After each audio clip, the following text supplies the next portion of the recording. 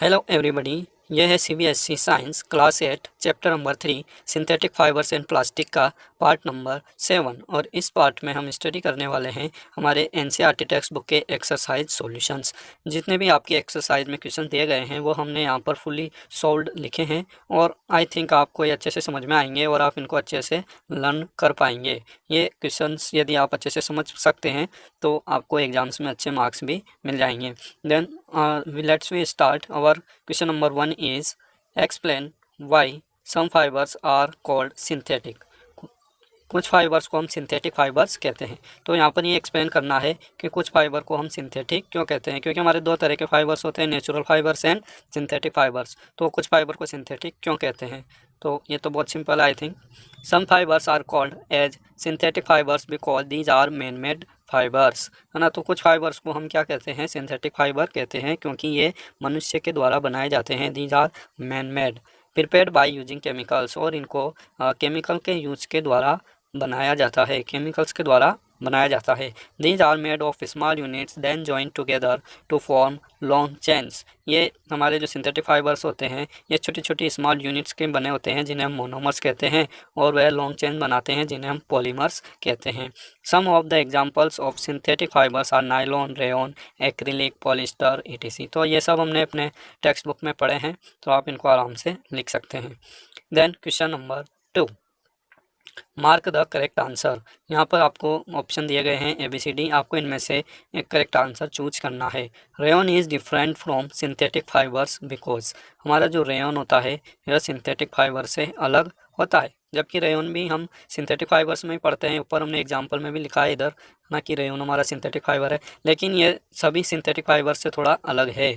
ऐसा क्यों है ना। तो ऑप्शन 1 है it has a silk like appearance, यह रेशम जैसा दिखता है। बी है it is obtain from wood pulp, यह वुड पल्प से बनाया जाता है। सी है it's fibre can also be woven like those of natural fibre, इसके जो फाइबर होते हैं इनको हम नेचुरल फाइबर्स की तरह बुन सकते हैं।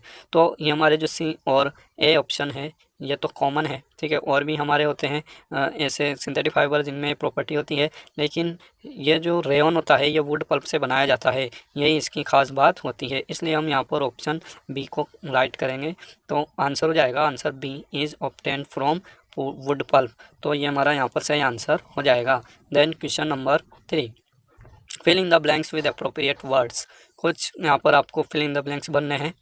Synthetic fibres are also called, है ना। सिंथेटिक फाइबर को हम और किस नाम से जानते हैं, तो आप आंसर में देख सकते हैं। हम इनको आर्टिफिशियल या मैन मेड फाइबर्स भी कहते हैं, कृत्रिम रेशे, और मैन मेड यानी कि मनुष्य द्वारा बनाए गए रेशे भी कहते हैं। देन बी है synthetic fibres are synthesised from raw material called, हमारे जो सिंथेटिक फाइबर्स होते हैं वह एक कच्ची सामग्री से बनाए जाते हैं जिसे हम क्या कहते हैं, तो उन्हें हम कहते हैं पेट्रोकेमिकल्स। वो एक तरह से केमिकल्स ही होते हैं, लेकिन वो पेट्रोलियम प्रोडक्ट होते हैं, इसलिए हम उसे कहते हैं पेट्रोकेमिकल्स। देन सी है like synthetic fibres plastic is also a, जैसे हमारे सिंथेटिक फाइबर्स होते हैं उसी तरह से प्लास्टिक भी क्या है, एक पॉलीमर है, ये भी फाइबर से बनता है, ठीक है।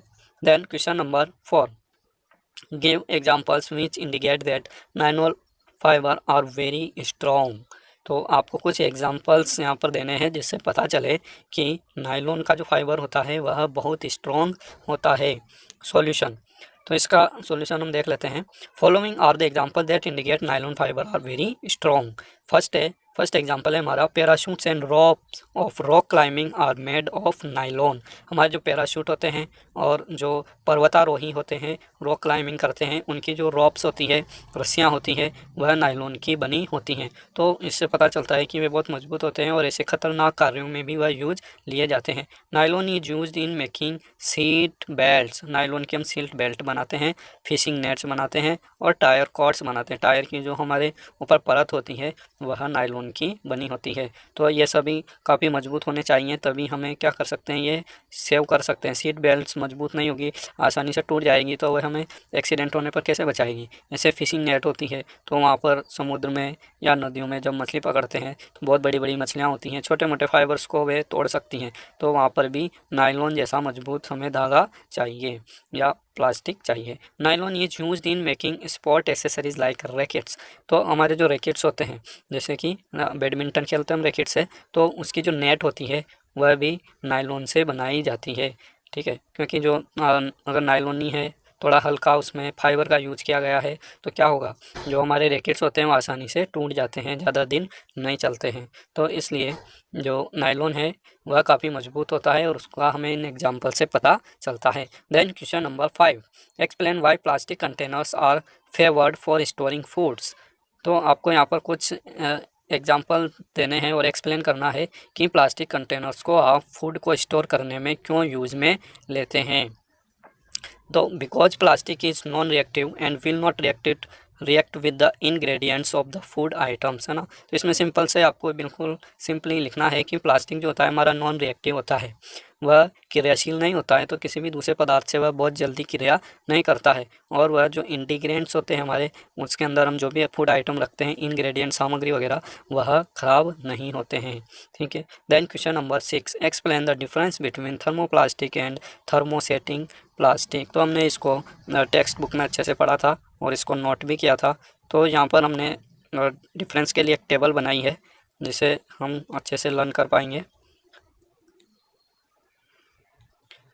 तो ये आपको दिखाई दे रही है अच्छे से।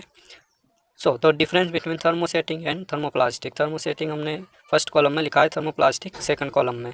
तो थर्मोसेटिंग प्लास्टिक में फर्स्ट पॉइंट आपको लिखना है कैन नॉट बी बेंट। इनको हम आसानी से बेंट नहीं कर सकते, है ना, ये हार्ड या कड़क प्लास्टिक होते हैं। It will break if we attempt to bend thermosetting plastic, है ना।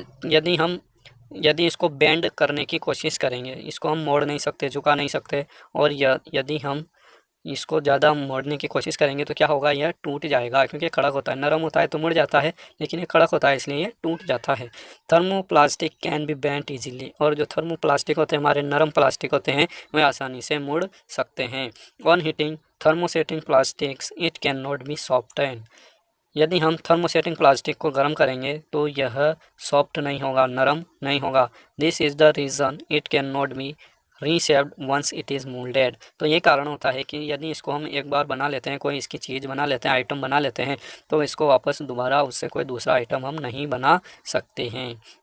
इसीलिए कबाड़ी वाले जो होते हैं, जिनको हम प्लास्टिक के जो टूटे फूटे आइटम होते हैं बेचते हैं, तो वे थर्मोसेटिंग प्लास्टिक को नहीं खरीदते हैं। On heating the thermoplastic it become soften. वहीं दूसरी ओर थर्मोप्लास्टिक गर्म करने पर हमारे सॉफ्ट हो जाते हैं, और यदि हम उनको दूसरी शेप में बदलना चाहें, रिसाइकिल करना चाहें, तो they can be moulded and reshaped easily. हम उनको दोबारा मोल्ड कर सकते हैं, नई चीज़ बना सकते हैं, और उनको नया आकार भी दे सकते हैं। देन हमारा आ जाता है question number 7, explain why the following are made of thermosetting plastic. तो आपको यहाँ पर कुछ दिए गए हैं एग्जाम्पल, जैसे सॉस पैन हैंडल्स और electric bulb, switches, plug boards, ये सब हमारे थर्मोसेटिंग प्लास्टिक के बनाए जाते हैं। तो इन्हें थर्मोसेटिंग प्लास्टिक का क्यों बनाया जाता है, यही आपको यहाँ पर एक्सप्लेन करना है। Thermosetting plastic are use to make sauce pan handles because they are bad conductor of heat, है ना। तो आपको थोड़ी यहाँ साइंटिफिक लैंग्वेज के रूप में लिखना है कि जो थर्मोसेटिंग प्लास्टिक होते हैं, they are bad conductor of heat, मतलब ये उष्मा के कुचालक होते हैं। And also on heating this plastic do not get soften. और जब हम इसको गर्म करते हैं, सॉस पैन हमारा जो गर्म करने का एक बर्तन होता है, उसका हैंडल इस हमारे थर्मोसेटिंग प्लास्टिक का होता है। तो जब वो बर्तन गर्म होता है तो हमारा जो प्लास्टिक होता है वह सॉफ्टन भी नहीं होता है, नरम नहीं होता है, और दूसरा वह गर्म भी नहीं होता है। ठीक है। Then B, electric plug switches, plug boards, जो भी हमारे प्लग वगैरह होते हैं वे भी थर्मोसेटिंग प्लास्टिक के बनते हैं। तो ऐसा क्यों है? Bakelite is a kind of thermosetting plastic which is a bad conductor of heat and electricity.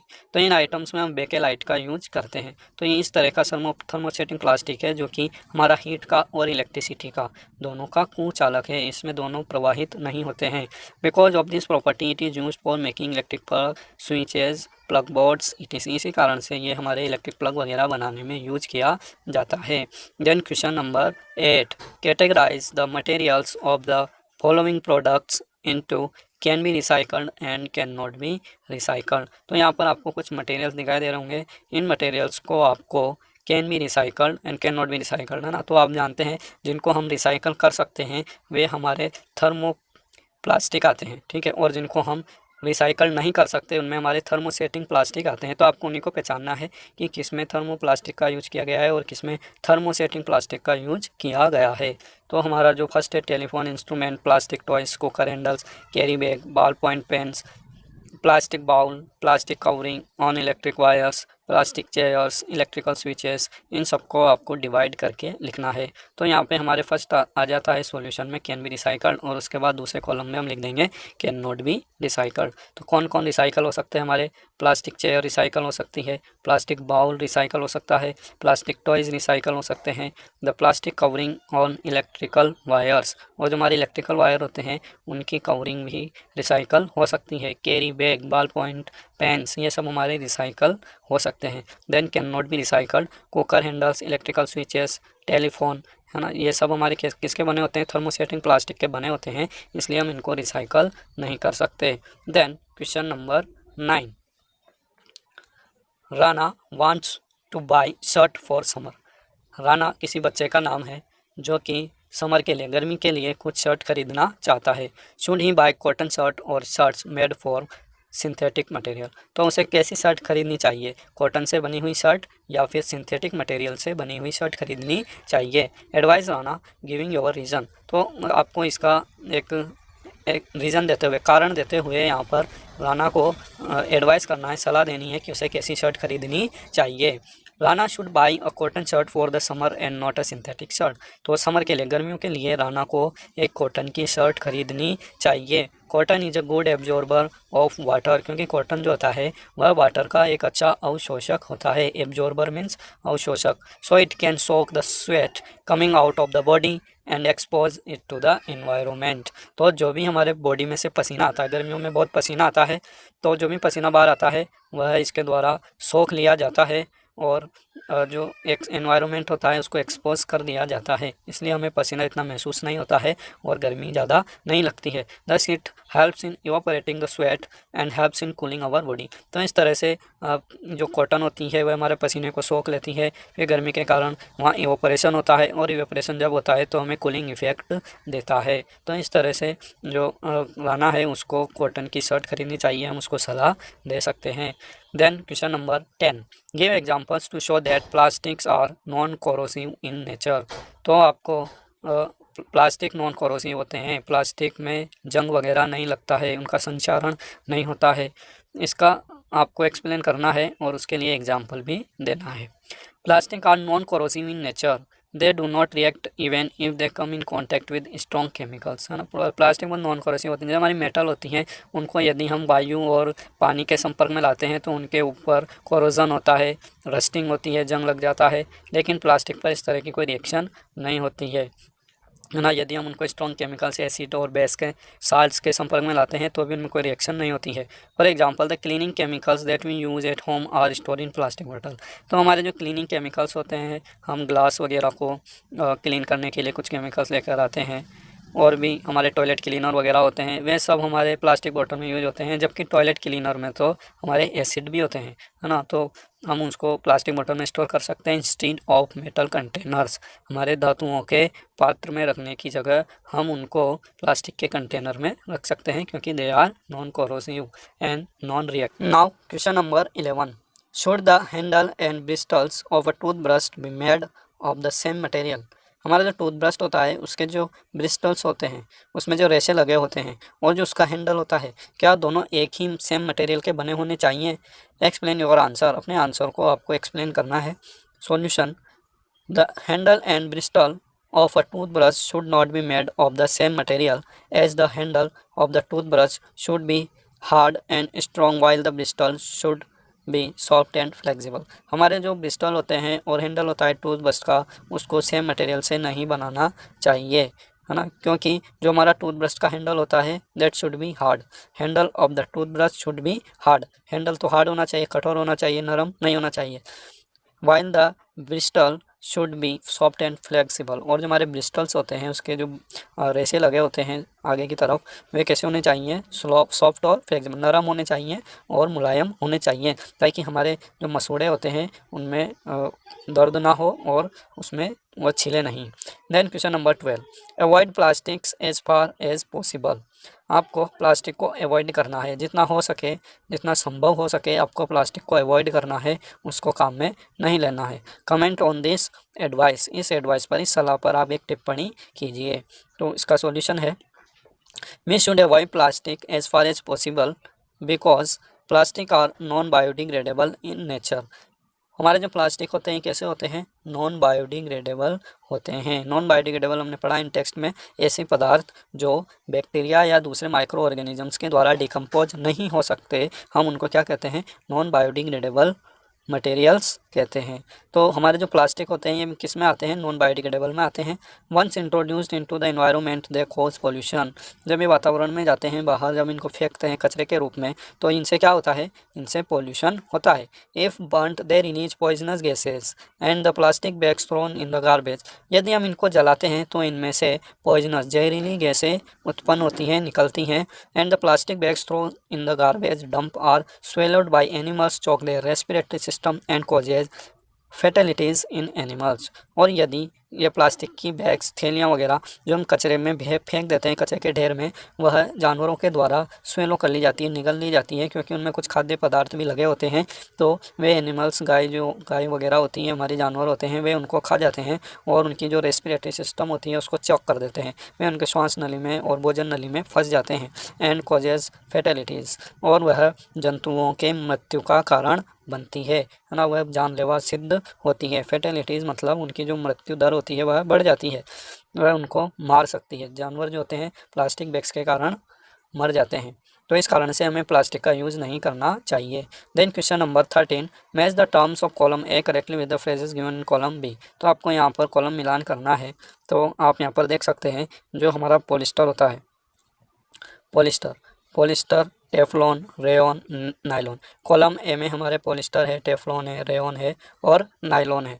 और बी पैराग्राफ में, बी कॉलम में हमारे है prepared by using would pulp. तो कौन है जिसको हम वुड पल्प से प्रिपेयर करते हैं, तो हमारा जो रेयॉन होता है उसको हम वुड पल्प से प्रिपेयर करते हैं। तो हमारा थर्ड वाला ऑप्शन ए से मिल जाएगा। देन सेकंड ऑप्शन है use for making parachute and stocking. तो किसको हम पैराशूट बनाने के लिए यूज करते हैं, तो ये हमारा नायलॉन है जो कि काफ़ी मजबूत होता है। देन सी है use to make non stick cookwares. Non stick cookware में हम टेफ्लॉन का यूज़ करते हैं। Then fabrics do not wrinkle easily. तो पॉलिस्टर ऐसा प्लास्टिक है, ऐसा फाइबर है हमारा जिसमें रिंकल्स नहीं होते, सिलवट नहीं पड़ती ना, इस पर प्रेस करना बहुत ज़रूरी नहीं होता है। तो इसलिए हमने इसको फर्स्ट को मिला दिया डी के साथ। तो इस तरह से आपको पहले एक बार इसको रफली देख लेना है और फिर उसके बाद आपको इस तरह से आंसर को टेबल के रूप में लिखना है ना। जैसे पॉलिस्टर का हमने मिलाया fabrics do not wrinkle easily, तो उसके सामने आपको आंसर के रूप में उसे लिखना है। जो भी हमने सेकंड को सी से मिलाया, थर्ड को ए से मिलाया, नायलॉन को बी से मिलाया, तो इस तरह से आपको उनको लिख लेना है। Then question number 14, manufacturing synthetic fibre is actually helping conservation of forest. Comment, जो सिंथेटिक फाइबर हम बना रहे हैं है ना, पेट्रोकेमिकल्स का यूज करके, पॉलीमर्स का यूज करके, तो इस वजह से हमारे जो फॉरेस्ट हैं उनका कंजर्वेशन हो रहा है, मतलब फॉरेस्ट का संरक्षण हो रहा है। तो इस पर आपको कमेंट करना है क्या ये वास्तव में सही बात है या गलत बात है। The manufacturing of synthetic fibres is helpful in the conservation of forest because if you use natural fibres the raw material for them have to be derived from the plants. तो जो सिंथेटिक फाइबर हम manufacture कर रहे हैं, बना रहे हैं, उनका निर्माण कर रहे हैं, यह वास्तव में फॉरेस्ट के कंजर्वेशन में हेल्पफुल है। बिकॉज, क्योंकि जो नेचुरल फाइबर्स होते हैं उनका जो रॉ मटेरियल होते हैं वे हमें प्लांट से प्राप्त करने पड़ते हैं। नेचुरल फाइबर्स हैं तो हमें नेचुरली प्लांट से ही उनको प्राप्त करना होता है। Which require cutting of lots of tree, जिसके कारण जो हमारे ट्रीज होते हैं उनको बड़ी मात्रा में काटा जाता है। This provides to be helpful in the conservation of forest. तो इससे ये प्रूव होता है, this proves to be helpful in the conservation of forest. तो इस तरह से प्रूव होता है, सिद्ध होता है कि हमारे जो सिंथेटिक फाइबर हैं वह जंगलों के कंजर्वेशन में, संरक्षण में योगदान देते हैं। Then question number 15, describe an activity to show that thermoplastic is a poor conductor of electricity. तो हमारे जो थर्मोप्लास्टिक होते हैं, ठीक है, वो क्या होते हैं, इलेक्ट्रिसिटी के पुअर कंडक्टर होते हैं। आपको ये प्रूव करके दिखाना है और इसके लिए आपको एक एक्टिविटी लिखकर दिखानी है कि आपको कैसे प्रूव कर सकते हैं कि जो हमारे थर्मोप्लास्टिक होते हैं वह इलेक्ट्रिसिटी के पुअर कंडक्टर होते हैं। तो आप आंसर लिख लेंगे, in order to show that thermoplastic is a poor conductor of electricity we will design a circuit. तो इसके लिए हम क्या बनाएंगे, एक सर्किट बनाएंगे, जैसे यहाँ पे डायग्राम में दिखाया गया है ना। ये जो सर्किट होता है जिसे हम हिंदी में विद्युत परिपथ कहते हैं, ठीक है, इसको हम डायग्राम से शो करते हैं तो उसे हम सर्किट कह सकते हैं। तो हमने यहाँ पर सिंबल यूज किया है, यहाँ पर बैटरी लगाई है ना, फिर ये वायर का हमारे सिंबल है, फिर हमने मेटल लगाई है, मेटल को फिर वायर से जोड़ा है, एक बल्ब लगाया है, बल्ब हमारा ग्लो होता हुआ दिखाई दे रहा है कि ग्लोइंग बल्ब। देन यहाँ पर हमने एक की लगाई है, ठीक है। ये जो 2 पॉइंट्स हैं इसको हम बोलते हैं की। तो आप सर्किट को अच्छे से समझ पा रहे होंगे। For that we need a bulb, some wire, a battery, a piece of metal and a plastic pipe as shown in the figure below। तो जैसे कि आपको डायग्राम में दिखाया गया है, आपको इन चीज़ों की ज़रूरत पड़ेगी, बल्ब की, कुछ वायर, एक बैटरी, पीस ऑफ मेटल, एक मेटल के टुकड़े की, और प्लास्टिक के पाइप की। After setting the experiment switch on the current. पूरा एक्सपेरिमेंट स्विच सेटअप करने के बाद आपको करंट ऑन करना है, हमारी जो की होती है उसको ऑन करना है। You will observe that the bulb glows in the former case. तो जो पहला केस है हमारा, जब हम इस सर्किट में मेटल लगाते हैं, है ना, 2 तार है हमारे, एक पॉजिटिव की तरफ और एक नेगेटिव की तरफ। तो इसको हमने कनेक्ट कर दिया है सर्किट में। तो हमारा जो मेटल होता है वह इलेक्ट्रिसिटी का अच्छा कंडक्टर होता है, तो हमारा बल्ब क्या होता है, जल जाता है। तो इससे हमें पता चल पाता है कि जो हमारी मेटल होती हैं they are good conductor of electricity. वहीं जब हम थर्मोप्लास्टिक या किसी प्लास्टिक के पाइप को इंसर्ट करेंगे तब क्या होगा, hence a plastic pipe which is the thermoplastic, यहाँ से पढ़ना था, in the latter case the bulb does not glow. फिर जब हम थर्मोप्लास्टिक का पाइप यहाँ पर ऐड करते हैं तो हमारा बल्ब जलता हुआ दिखाई नहीं देता है ना, ये ग्लो नहीं कर रहा है। Hence plastic pipe which is a thermoplastic is shown to be a poor conductor of electricity. तो हम कह सकते हैं कि जो हमारे थर्मोप्लास्टिक है वह हीट का इलेक्ट्रिसिटी का कंडक्शन नहीं कर रहे हैं, और they are poor conductor of electricity. तो इस तरह से आपको यहाँ पर डायग्राम भी बनाना है और इसे एक्सप्लेन भी करना है। तो आई होप आपको अच्छे से समझ में आया होगा। अब हमारी एक्सरसाइज पूरी हो चुकी है, और आपको ये वीडियो कैसा लगा आप कमेंट करके ज़रूर बताएं। और यदि आपने चैनल सब्सक्राइब नहीं किया है तो इसको सब्सक्राइब कर लें, ताकि आपको जो भी मैं डालता रहूँगा वीडियो आगे तो उसकी नोटिफिकेशन मिलती रहेगी। इसके लिए आपको बेल आइकन को भी दबाना होगा। Okay, thank you.